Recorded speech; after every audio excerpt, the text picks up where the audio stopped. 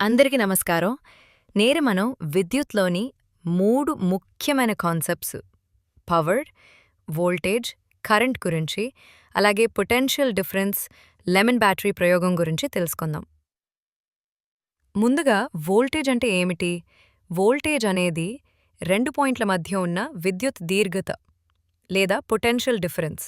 దీని unit volt.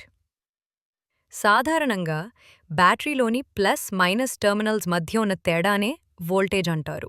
Current అంటే సర్క్యూట్లో ఎలక్ట్రాన్లు ప్రవహించే రేటు. దీని యూనిటు యాంపియర్.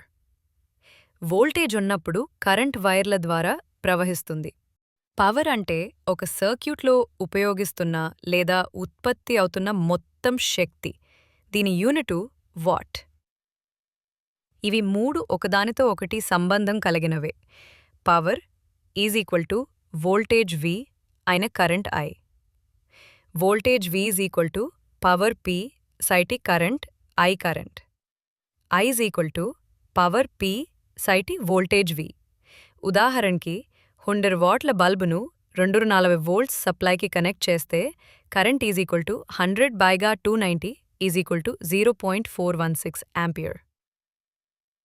పొటెన్షియల్ డిఫరెన్స్ అంటే 2 పాయింట్ల మధ్య ఒక యూనిట్ పాజిటివ్ ఛార్జ్ను తరలించడానికి ఎంత పని వర్క్ చేయాలో అది. దీన్ని వోల్ట్ మీటర్తో కొలుస్తారు.